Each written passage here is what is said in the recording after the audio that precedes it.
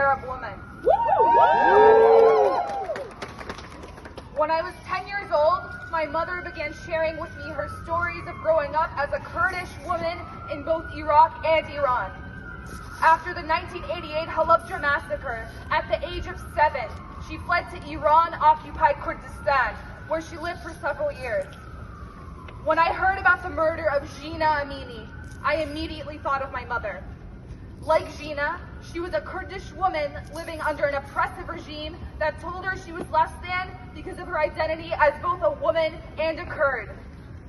This is the reality for Kurdish women across Kurdistan and Iran. Kurdish women across the homeland and the diaspora, like myself, will continue to say this. Jina Amini was Kurdish. Repeat it after me. Jina Amini was Kurdish. Under the Iranian regime, her parents were not allowed to legally name her Jina because Kurdish names are banned. As requested by her family and the Kurdish community, don't refer to her by her regime name. Her name was Jina. Jina. Her Kurdish identity was important. Kurdish people in Iran are subject to occupation and disproportionate policing and violence in their own homeland.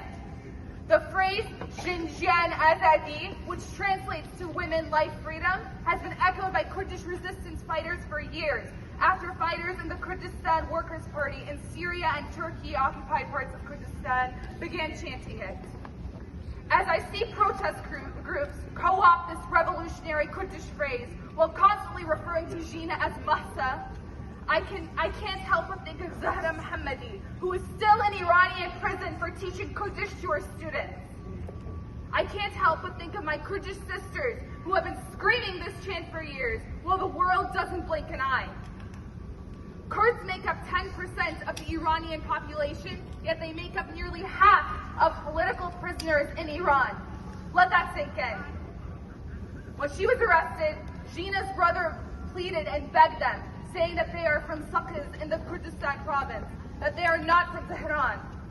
When you get arrested, the first thing they take from you is your ID, where your city of birth and province name are written. Jina's story is not new. While her story represents the experience of all women in Iran, it is especially paramount to the Kurdish woman's experience in Iran. To erase her Kurdish identity is to perpetuate the injustices against Kurdish women in Iran. We cannot see justice for all women in the region while Kurds are still under occupation, while we are still disproportionately policed, while our language is still banned in schools, while our names are considered criminal, while women like Jina are beaten to death by a regime that claims dominance over our ancestral homeland. In the past week, Iranian forces have been attacking parts of Bashuri Kurdistan, or southern Kurdistan, the Iraq-occupied region, my mother's own homeland. We are sick and tired of being told that this is not a Kurdish issue. They are scared of us. These regimes see the power and resilience of Kurdish women and they continue to try to erase us. My mother from 1988 to 1991 experienced the unthinkable as a Kurdish woman under the Iranian regime. It's 2022.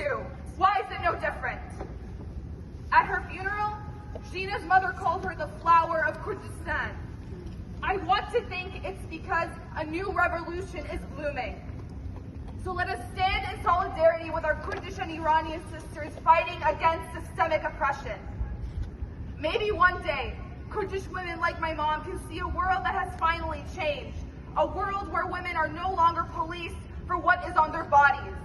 A world in which a woman named Jina would have been able to walk the lands of her beloved Kurdistan. Jinjan Azadi! Jinjan Azadi!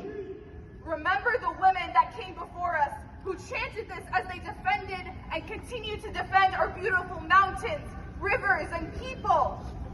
Think of the future people of Kurdistan who will hear this phrase and remember Jina, who never experienced a free Kurdistan, no longer severed by borders and violence.